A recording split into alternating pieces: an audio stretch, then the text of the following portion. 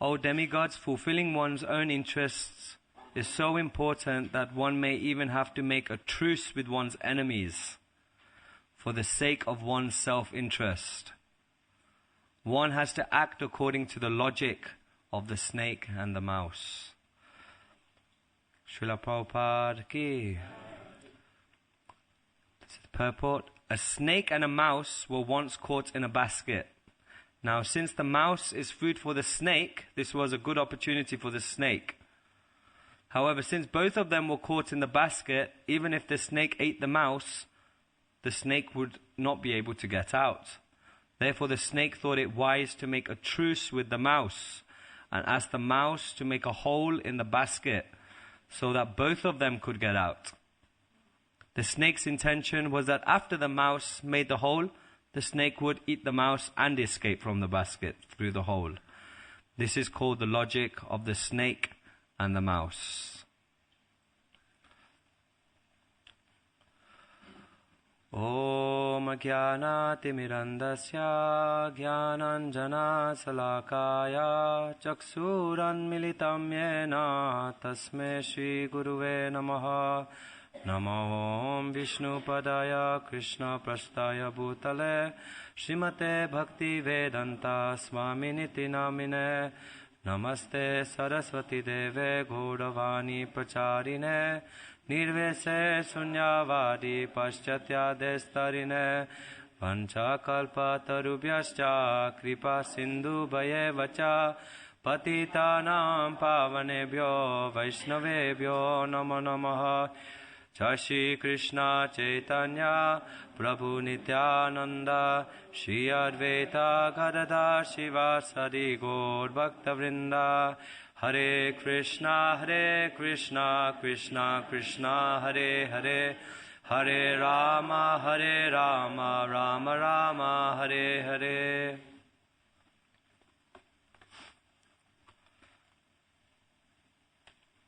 So I'd just like to first of all ask everyone to pray for a couple of seconds at least, so I can say something useful. And just like to get the blessings of all the Vaishnavas here. I think it was Gopal Prabhu initially wanted to give class, but all the devotees didn't want him to give class. They said they'd rather me give class. So that's why I'm here. And he had to go.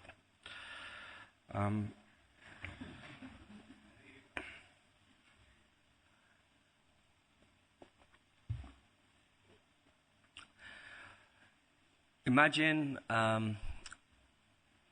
very, very good cloth, like silk, white, very, very beautiful.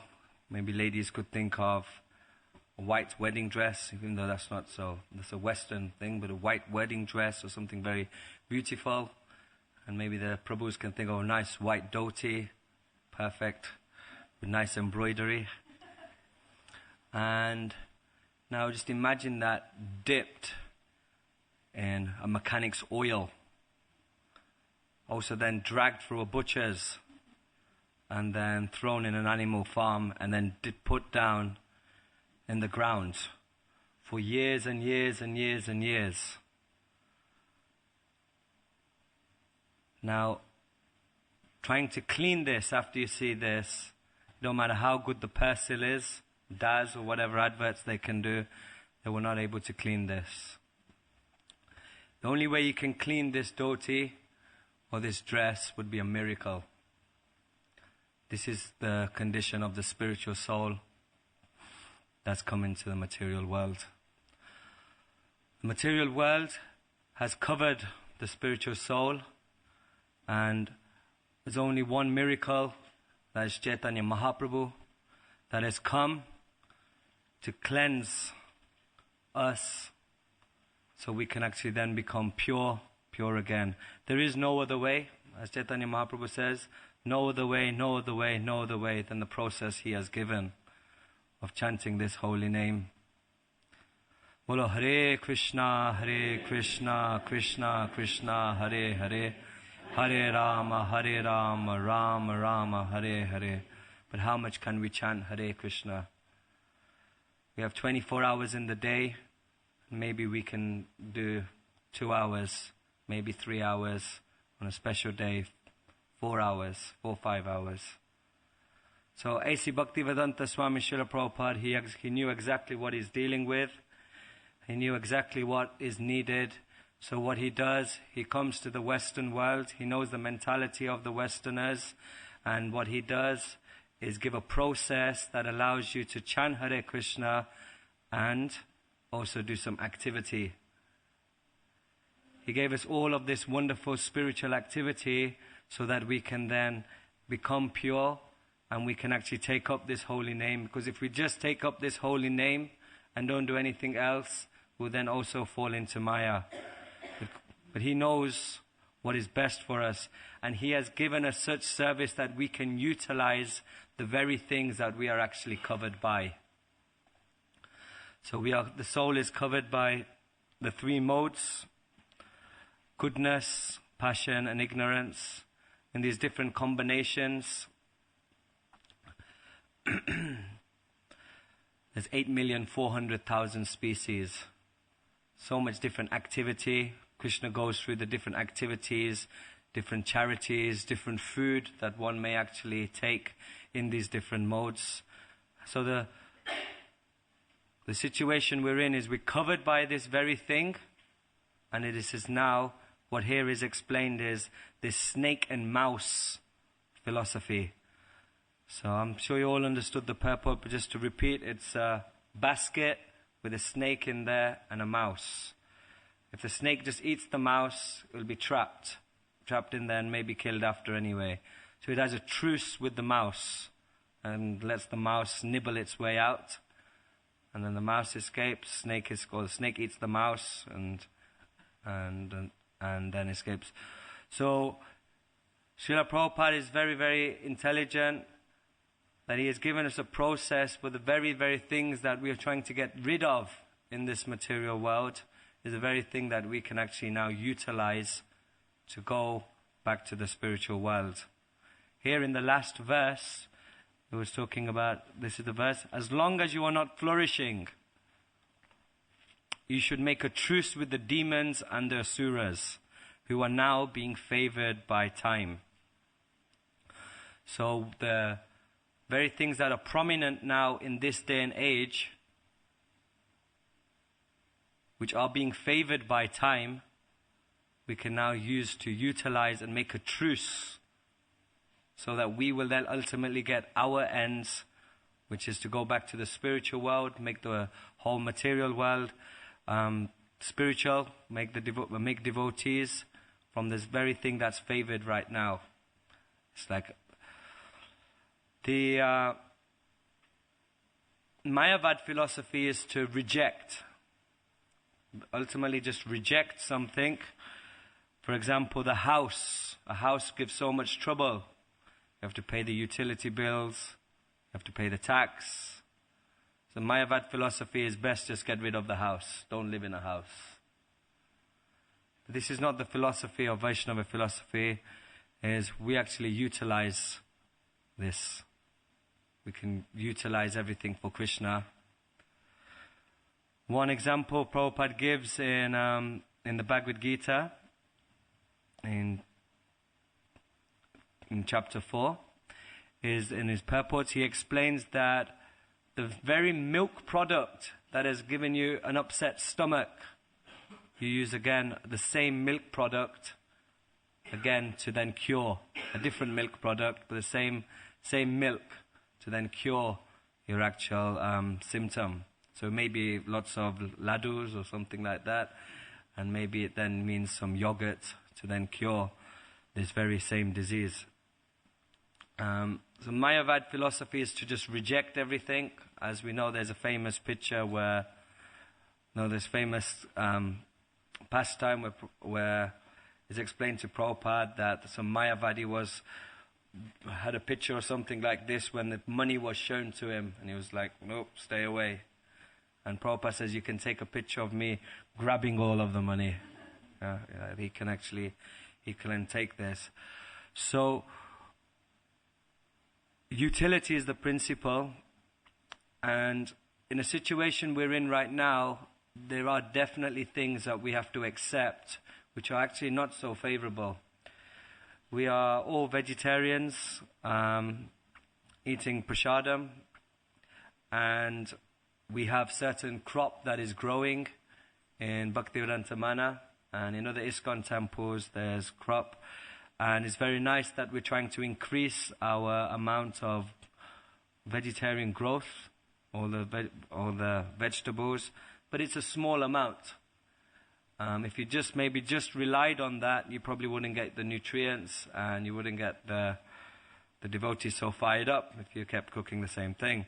So we're having to use a lot of the stores from Asda, Tesco. Oh, I shouldn't probably name them. Huh? So we use these stores, these supermarkets. I've been told no controversial statements. I'm being very careful. Yeah? So we use these stores, and these same stores, when you give them money, their money don't just go then to the vegetarian department. It also goes to maybe the meat department as well. So it's not very good. These same stores that are selling these vegetables, they may be selling also genetically modified food.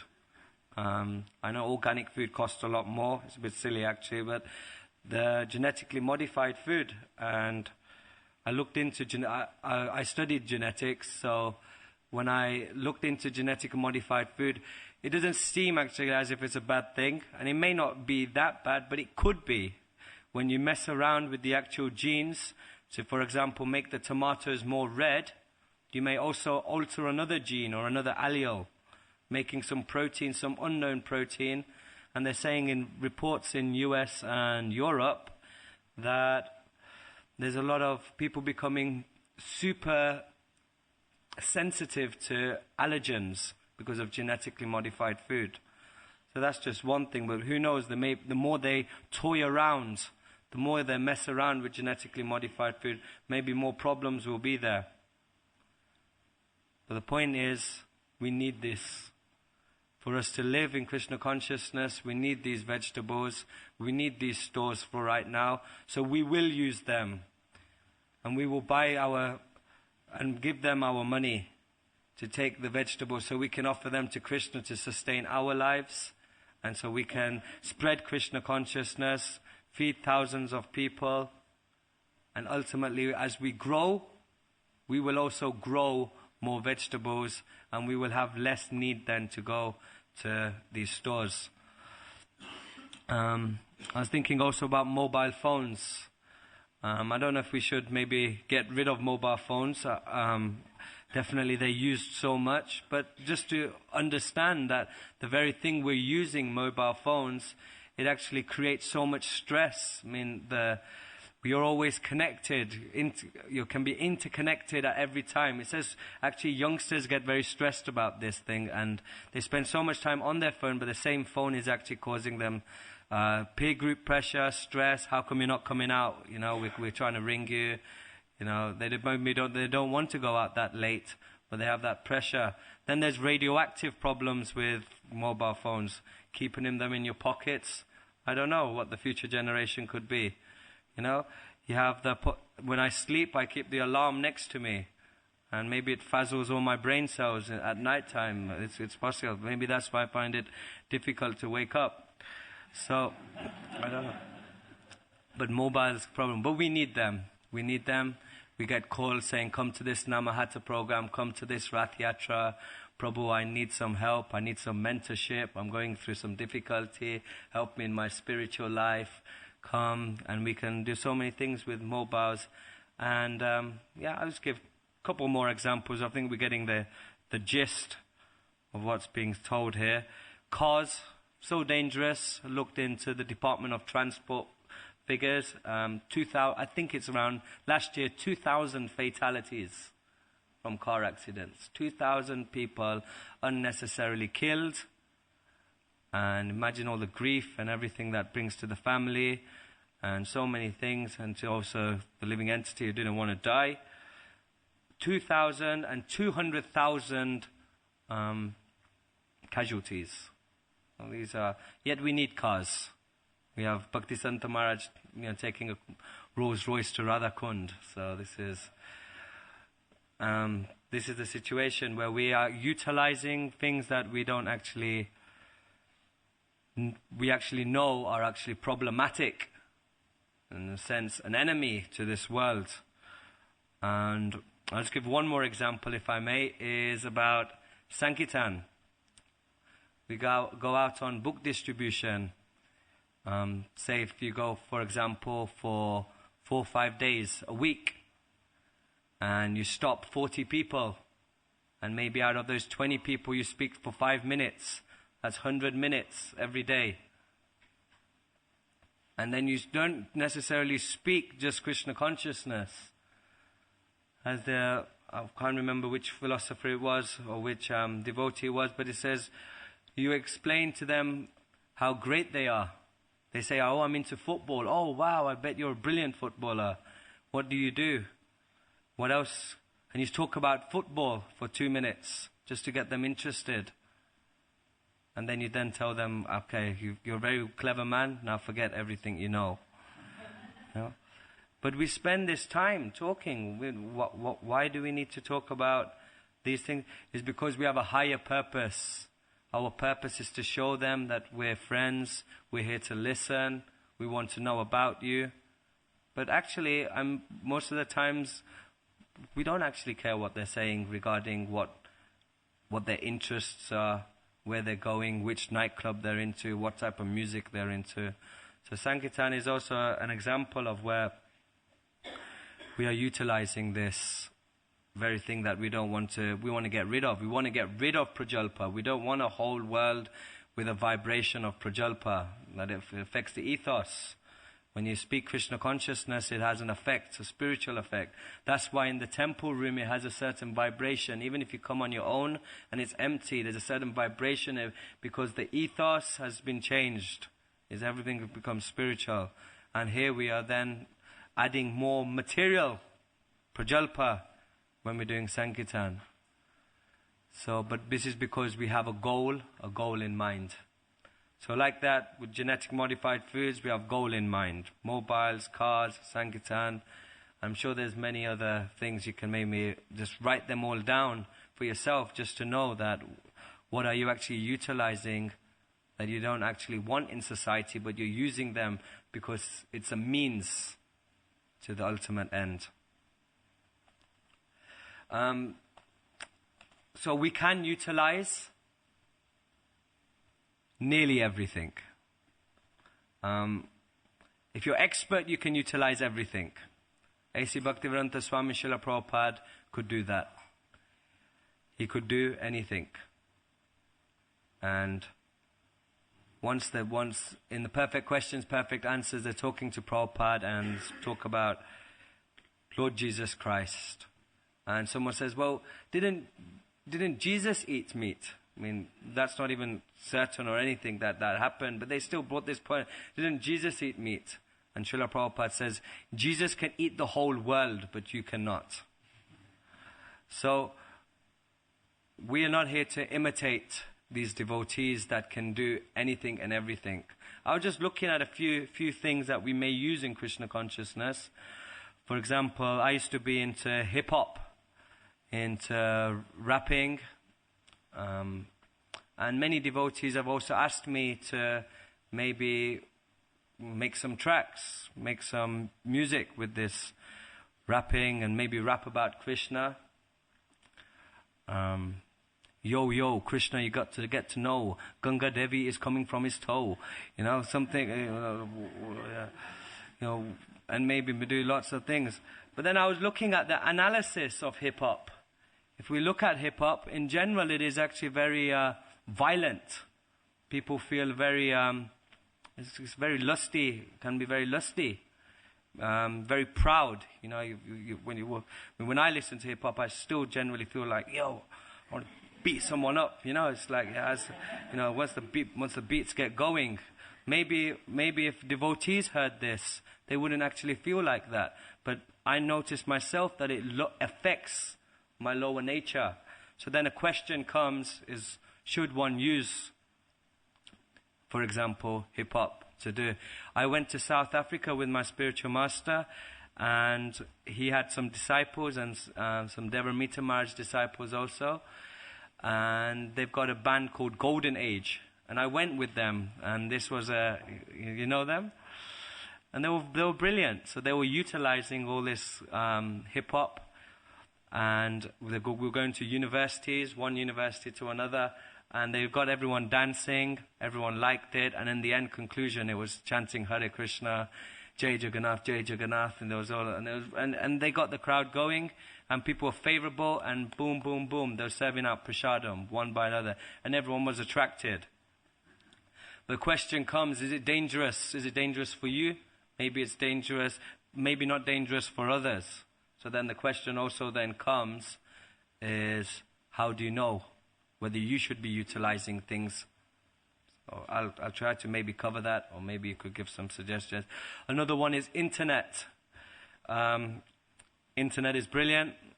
We can do so much for Krishna consciousness in the wonderful websites like ISKCON Desire Tree, Krishna.com, so many websites of different spiritual masters.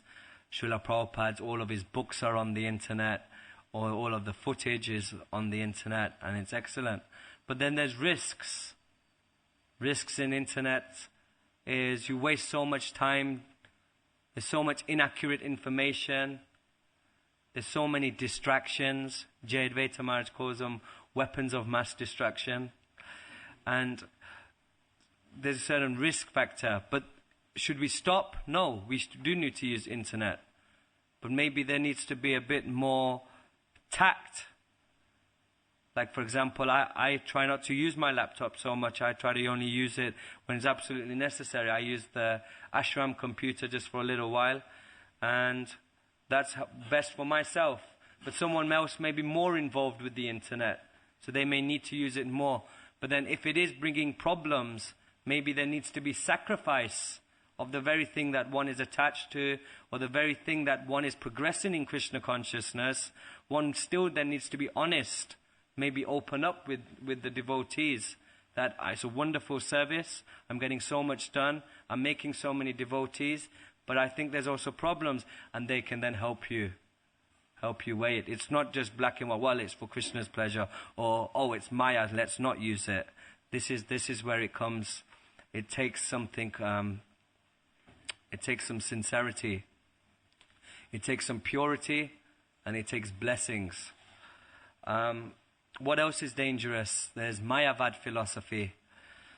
Mayavad, one may read a lot of other literature from spirit. Sometimes they, because of the conditioned mind, they may seem more interesting than reading Prabhupada's books. Just to read some different types of abstract spiritual writings. But maybe one may get distracted.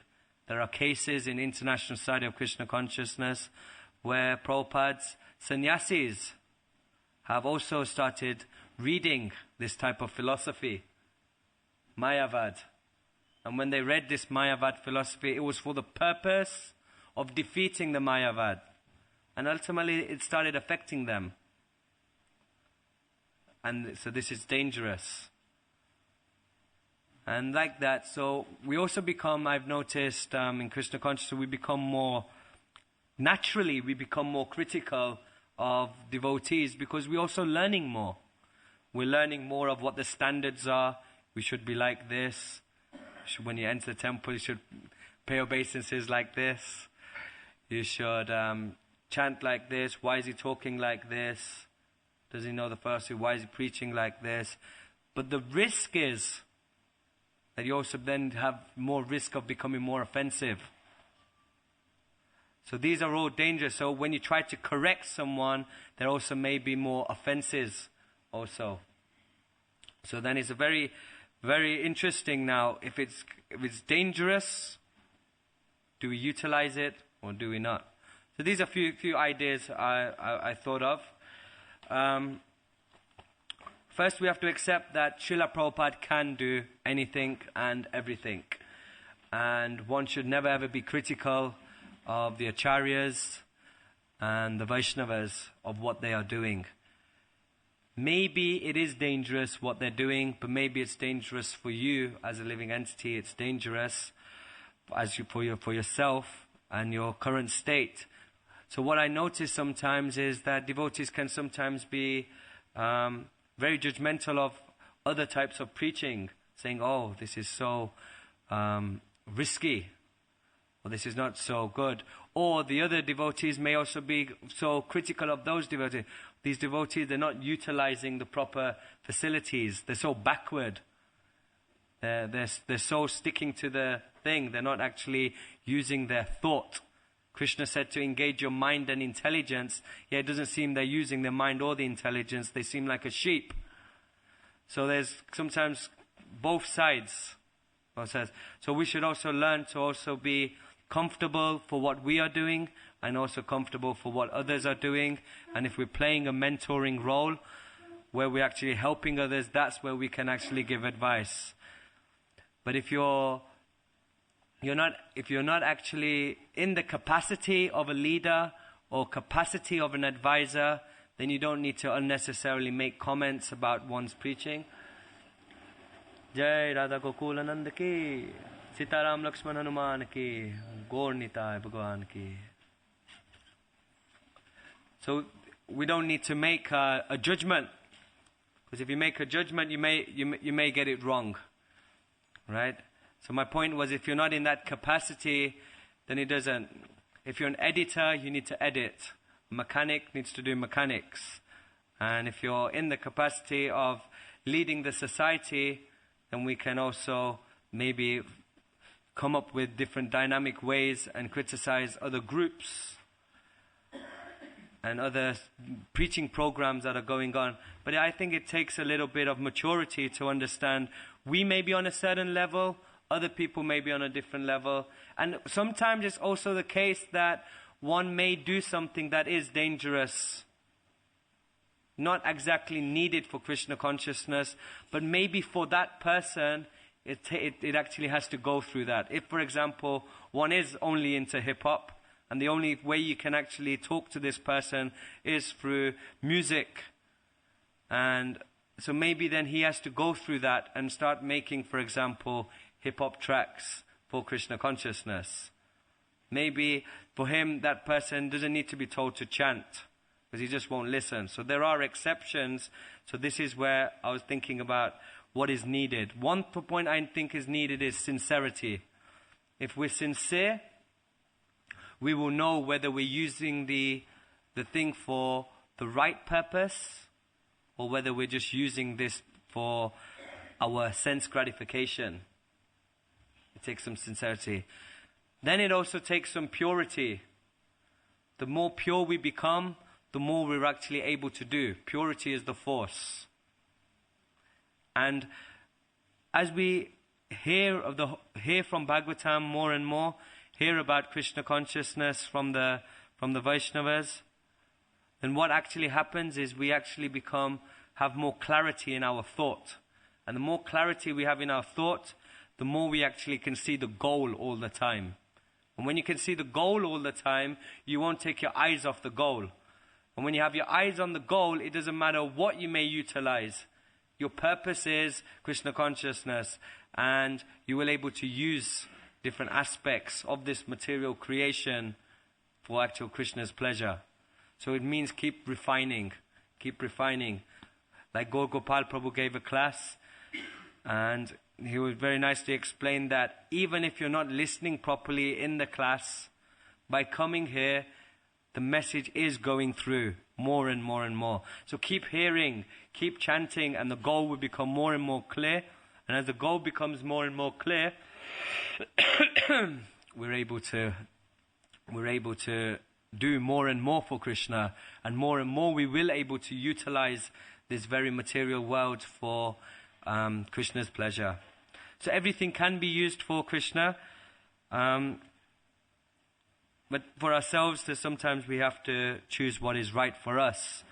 There is for example, if you have an aubergine and you make aubergine sabji, some bits of it need to be cut away. So there are parts of our nature, we can utilize our nature for Krishna consciousness. If you don't utilize your nature for Krishna consciousness, you may find that you're not actually doing much for then Krishna. But there are some parts of your nature that may just need to be thrown in the bin, the same way we throw parts of the aubergine that we don't need. And sometimes we have to associate also with non-devotees. And that can be very good for Krishna consciousness. If we're actually making them Krishna conscious, we feel more inspired. Of course, it's inspiring talking to devotees, but it's very inspiring to preach. But if they are actually affecting you and affecting your consciousness, then you need to again start questioning whether this is a healthy relationship. Maybe they are getting some Krishna conscious benefit, but maybe also you are being dragged down. So this is what is happening. When I was in the office, I'd have a lot of my friends sometimes say, yeah, come out to the pub with us.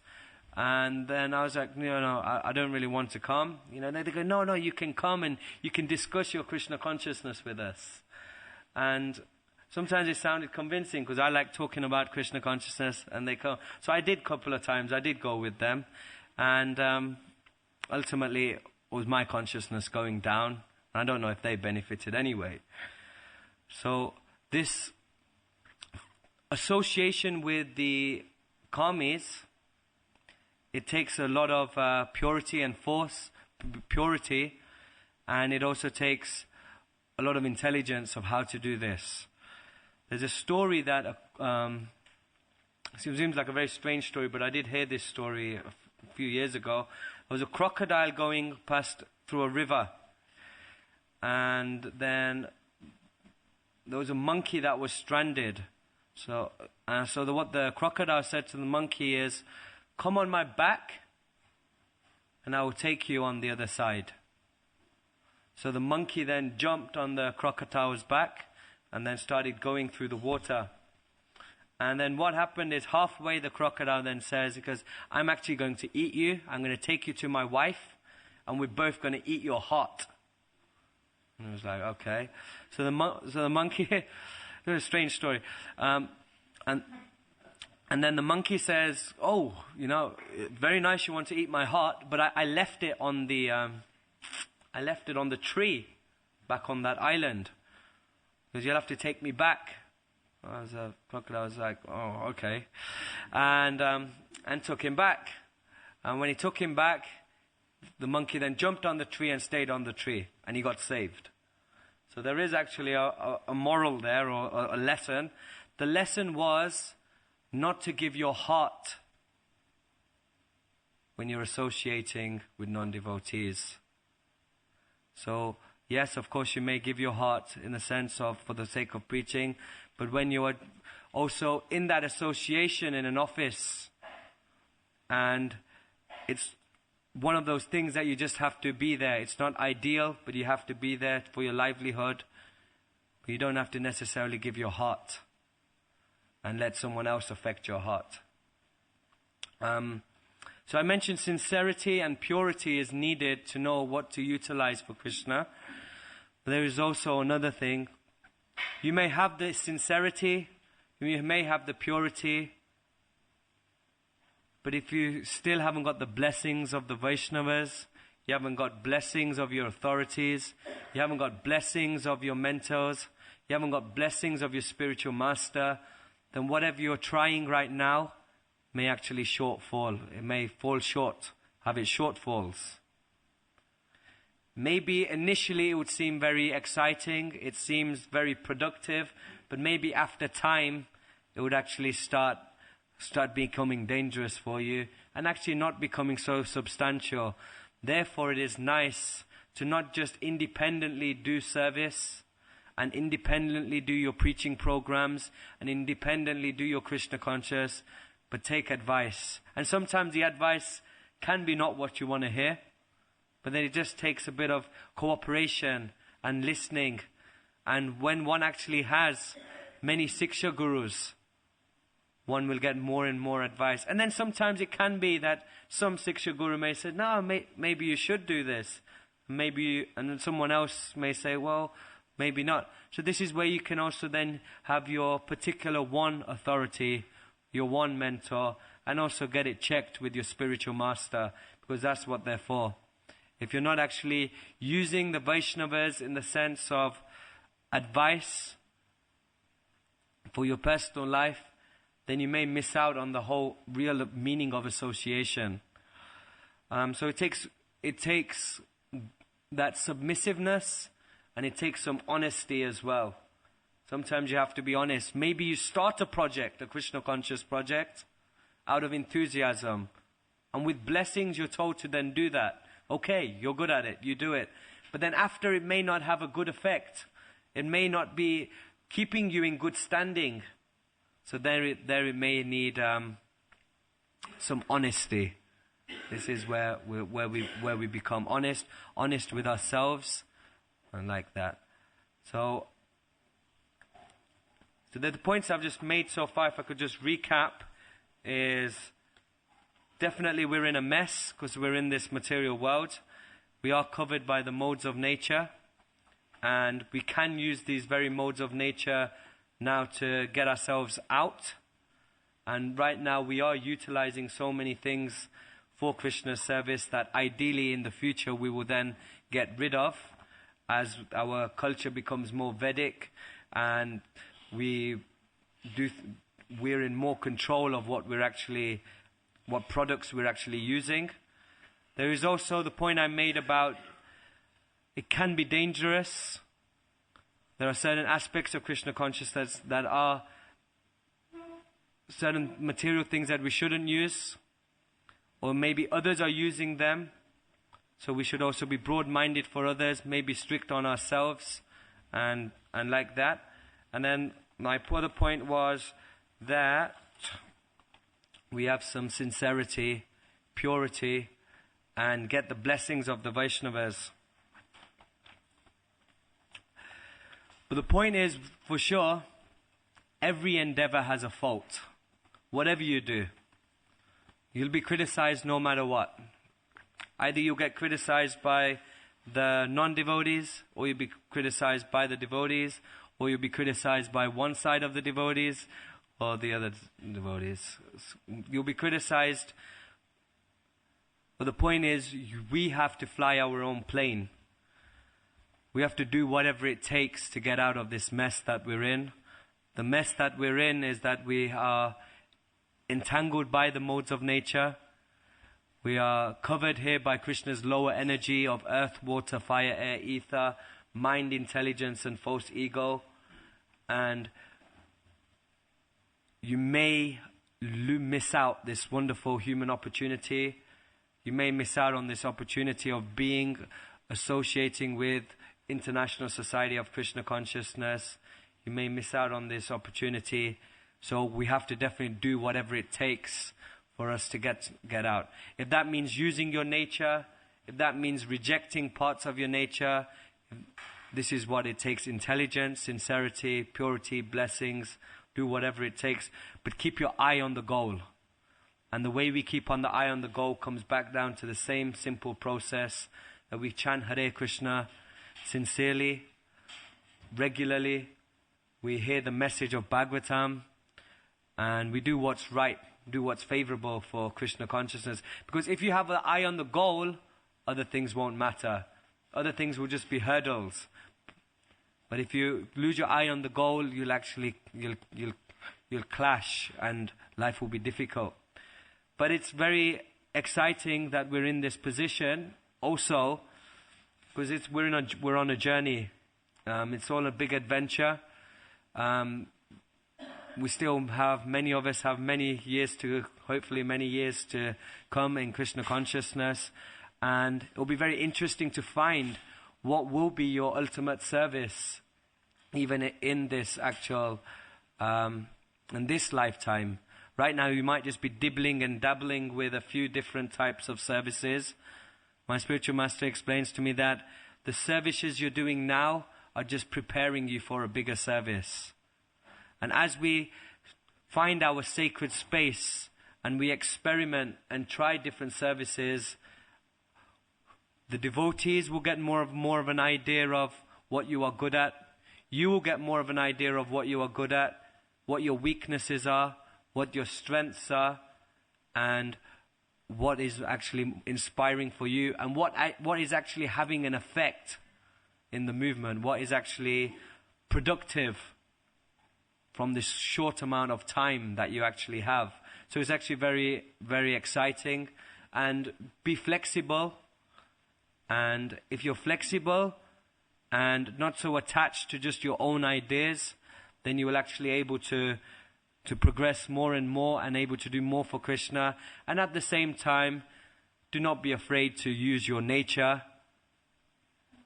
whatever your nature is, for Krishna consciousness, because that's what it's about. It's about molding our life. Our life is like a piece of wood, and we carve Krishna out of that.